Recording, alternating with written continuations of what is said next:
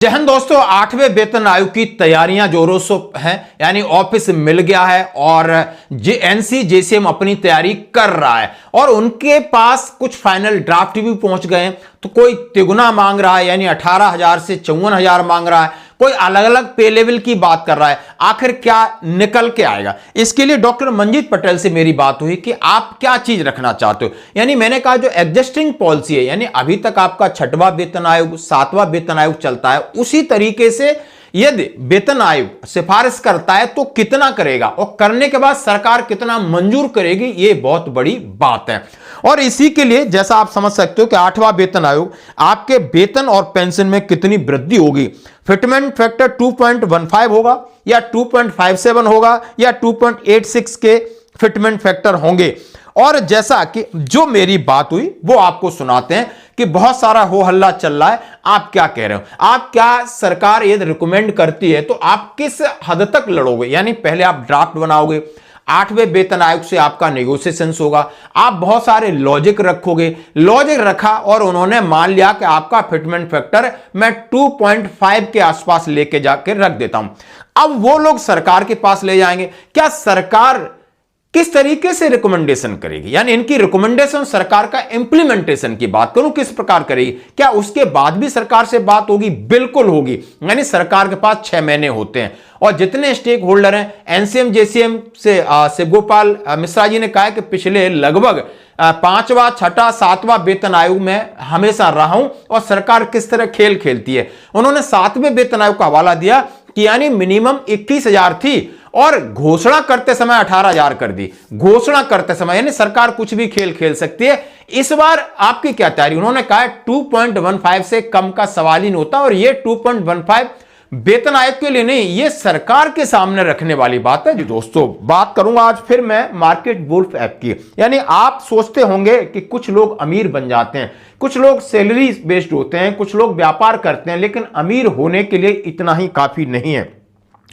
उन्होंने अपनी इनकम को स्टॉक मार्केट में इन्वेस्ट करते हैं और वहां से वो पैसा बनाते हैं।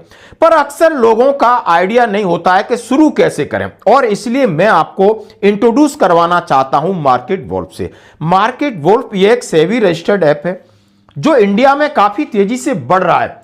इधर एनालिस्ट आपको हर रोज बताते हैं कि किस में इन्वेस्ट करना चाहिए, वह भी बिल्कुल फ्री में। चलो मैं आपको दिखाता हूं क्यों ये आप इन्वेस्ट करने के लिए परफेक्ट है। देखिए, मैंने यहां लॉगिन किया और यहां जो फॉलो ट्रेड फीचर है, इसमें आपको रियल टाइम में ट्रेड्स दिखाते हैं जिसमें लोगों ने काफी प्रॉफिट बना है।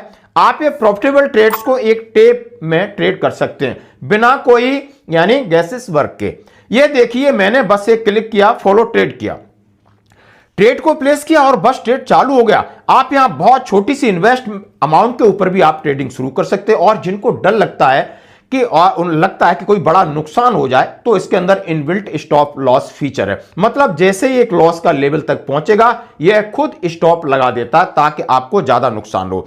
देखिए, प्रॉफिट ट्रेंड के हिसाब से मूव कर रहा है। मैंने स्टॉप ट्रेड किया, क्लिक किया और बस यानी 1306 का प्रॉफिट बुक हो गया। मार्केट वुल्फ ऐप आपको फ्री रिकमेंडेशन देता है। यह देखिए, लोगों ने अभी एक दिन में 14,142, दिसंबर में 33,512 और पिछले पूरे साल में 5,03,940 का प्रॉफिट बुक किया। और इस प्रॉफिट पर मार्केट वुल्फ का कोई कमीशन नहीं है। इस पूरी फैसिलिटीज के आप सिर्फ 99 रुपए के इस्तेमाल में सुबह 9 बजे से रात के 12 बजे तक ट्रेड कर सकते हैं। मार्केट वुल्फ ऐप लगभग 2 मिलियन से ज्यादा लोग डाउनलोड कर चुके हैं और यह अपने फाइनेंशियल फीचर सिक्योर करने के लिए तैयार। तो दोस्तों, इसका लिंक डिस्क्रिप्शन में दिया गया है और कमेंट्स में भी पिन किया गया। Go and check out market wolf. अभी आपने इसके बारे में देखा, अब मैं बात कि इसे 200 डेज में कंप्लीट करके दे सरकार। हाँ, सरकार कर सकती है, सरकार का कोई है ही नहीं अभी कोई बड़ा काम नहीं है सर अभी। अब तो ज्यादा एनोमलीज है नहीं, कुछ एक लेवल मर्ज करने हैं और कुछ एक फैसिलिटीज इम्प्रोवाइज करनी, और तो कुछ करना ही नहीं है इनको। अभी एक बेहतर फिटमेंट फैक्टर दे दे, खत्म कहानी। जी सर, जी सर। अभी एक ये पोस्टल कौन सा ऑर्गेनाइजेशन है, उन्होंने 3 महीने अपने सर्वे 3 महीने का करके उन्होंने फिटमेंट फैक्टर निकाला। ये एफएनपीओ है सर, एफएनपीओ। हाँ, वास रेड्डी साहब चलाते हैं। तो वो जेसीएम में मेंबर भी है ना। पोस्टल डिपार्टमेंट रेलवे के बाद सबसे बड़ा डिपार्टमेंट है ना रे पोस्टल। हाँ, तो उन्होंने काफी मेहनत किया है उस पे, उन्होंने अपने रख दिए सामने कि भाई हाँ, बढ़िया बनाया है, लेकिन थोड़ा मतलब जो है पब्लिक को खुश करने वाला है, धरातल पर नहीं है। अब वही है कि जैसे मैंने डाला भी था कि भाई ये चीज तो है, बट ये सीधा 3 गुना 5 मेंबर तो बहुत ज्यादा हो रहा है। अदरवाइज ये 2.5 का फिटमेंट फैक्टर उन्होंने मेरे हिसाब से निकल के आता है, और मैं बोला 2.15 ही दे दे गवर्नमेंट तो ही बहुत है, मैं तो बोल रहा हूँ। हाँ हाँ, हाँ, मतलब देखो 3.05 3.1 ये तो मांगना को तो आप आसमान मांग लो। नहीं मांगने से नहीं, लेकिन बट सर इससे कम नहीं रखना है, भले चाहे बहुत लड़ाई लड़नी पड़े। जी, टू नहीं सर, पॉइंट मुद्दा मुद्दा सर ये है ना सर। कि देखिए आप भी जानते हैं, हम्म। पे कमीशन तो केवल रिकमेंडेशन देता है, जी तमाम जी रिकमेंडेशन को सरकार मानती है और तमाम को रिजेक्ट कर देती है। जी जी जी। और जो फिटमेंट फैक्टर है वो केवल मांगने पर आधारित नहीं है ना। बिल्कुल बिल्कुल। फिटमेंट फैक्टर के लिए जो सबसे इम्पोर्टेंट है वो फैमिली यूनिट्स हैं। जी जी। फैमिली यूनिट्स अगर बढ़ गई तो फिटमेंट फैक्टर अपने आप ही बढ़ जाएगा सर। बट एग्जिस्टिंग पॉलिसी से भी तो सर 2 के ऊपर निकलेगा आराम से, कोई भी सर्वे कह रहा है एग्जिस्टिंग है जो अभी तक आपका हाँ तो 2+ तो जाना ही चाहिए सर। 2 अगर मतलब 2 के आसपास ही है तो हमें कुछ खास थोड़ी मिलेगा। खास नहीं खाली मिल रहा ना, क्या मिल रहा, हाँ, कुछ नहीं मिल फिर तो आटे में नमक वाली बात होगी। रहा, आटे में नमक। करूंगा ये खबरें हैं जिस तरीके से टाइम्स ऑफ इंडिया क्या कह रहा है, उन्होंने इस खबर को किस तरह डाला है कि 8वें वेतन आयोग के गठन के बाद केंद्र सरकार के कर्मचारी पेंशन भोगी अपने संशोधित वेतन और पेंशन को लेकर स्पष्टता का बेसब्री से इंतजार कर रहे हैं। रंजना प्रकाश देसाई की अध्यक्षता वाली यह समिति वेतनमान निर्धारण करने के लिए उपयुक्तता कारक तय करेगी, यानी फिटमेंट फैक्टर तय करेगी। केंद्र सरकार को अपनी सिफारिश सौंपेगी। सरकार की मंजूरी मिलते ही group A, B, C, D के कर्मचारियों के लिए संशोधित वेतन ढांचा लागू हो जाएगा और साथ ही पेंशन में संशोधन होगा। हालांकि वेतन में वास्तविक वृद्धि किस प्रकार होगी यह हद तक आयोग द्वारा अनुशंसित फिटमेंट फैक्टर पर निर्भर करता है। जैसे कि ईटी ने रिपोर्ट में क्या है कि फिटमेंट फैक्टर का उपयोग कर्मचारियों के मूल वेतन को संशोधित करने के लिए एक गुणांक के रूप में होता है। उदाहरण के तौर पर 7वें वेतन आयोग में 2.57 था, 6वें से वो 7,440 से बढ़ाकर 18,000 कर दिया। इस प्रक्रिया को समझाते हुए नेक्स्ट डिगम के पेरोल सर्विसेज के निर्देशक रामचंद्रन कृष्णमूर्ति कहते हैं कि वेतन वृद्धि का मुख्य कारक फिटमेंट फैक्टर ही होगा।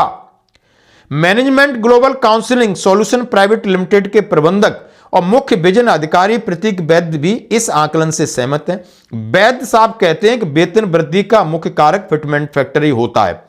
संभावित सीमा के बारे में वैद्य साहब का कहना है कि यह 1.83 और 2.46 के बीच हो सकता है, लेकिन 8वें वेतन आयोग में 2.57 के फिटमेंट फैक्टर की संभावना से इनकार नहीं किया जा सकता। कृष्णमूर्ति का अनुमान है कि 8 सीपीसी फिटमेंट फैक्टर 1.9 से 2.5 की सीमा में हो सकता है और इसे लागू भी किया जाना चाहिए। यानी दो एक्सपर्ट वो अलग अलग कह रहे हैं। उन्होंने कहा है 1.9 और 2.5 के बीच में फिटमेंट फैक्टर होना चाहिए। आपके फिटमेंट फैक्टर 2.15, 2.57, 2.86 के आधार पर सैलरी में कितनी बढ़ोतरी होगी यह नीचे दिया गया है। उन्होंने एक आंकड़ा 2.15 को ज्यादा वरीयता दी है जो कि मैक्सिमम लोग दे रहे हैं, और यही डॉक्टर मंजीत पटेल कह रहे हैं कि यह तो वो हथियार है, यानी हमारी मांग यहां पहुंच चुकी है, सरकार के दिमाग में यह बात पहुंच चुकी है कि भाई इससे कम नहीं। तो यहां 2 और 2.15 के बीच में जबरदस्त लड़ाई होगी, आप ये देख लेना।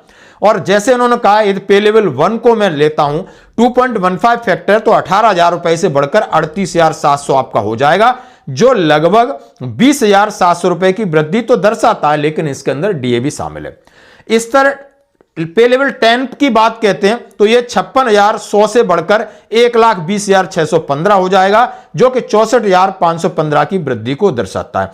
टॉप जो पे लेवल 18 है जो आपका 2.5 लाख है वो बढ़कर के 5,37,500 हो जाएगा, जो कि 2,87,500 की वृद्धि दिखाता है। अब इसमें उन्होंने बहुत सारे एग्जाम्पल दिए। अब इन एग्जाम्पलों से बात नहीं बनेगी, अब बात बनेगी कि आप कौन से तथ्य रख सकते हो। इन सब चीजों से क्या संभावना है, क्या हमें इंटरिम रिलीफ मिलेगी, क्या संभावना है कि डीए को मर्ज कर दिया जाए, क्या इससे क्या होगा कि यानी 2 साल बाद इंप्लीमेंट होने वाला 8वें वेतन आयोग कहीं ना कहीं आपको राहत प्रदान करेगा। यदि आपकी बेसिक पे में बढ़ोतरी होगी तो आपके बेसिक पे के परसेंटेज से मिलने वाले अलाउंसों से भी बढ़ोतरी होगी। यह मुद्दा भी एनसीएम जेसीएम के गहन में है और सभी केंद्रीय कर्मचारी संगठन सरकार के ऊपर दबाव बनाने के लिए प्रयासरत हैं। तो आपकी क्या राय है इसके ऊपर, आखिर क्या होगा फिटमेंट फैक्टर, जरूर कमेंट्स। मार्केट वॉल्फ ऐप के 2 मिलियन से ज्यादा डाउनलोड ऑलरेडी हो चुके हैं, लिंक में कमेंट्स में पिन किया गया है, बस क्लिक करें डाउनलोड करें। तो यदि आप इसमें एक्सपर्ट हैं, आप इसको खेलना जानते हो, आप खेलना चाहते हो, तो जरूर इसमें आप इसको करते इस्तेमाल। धन्यवाद।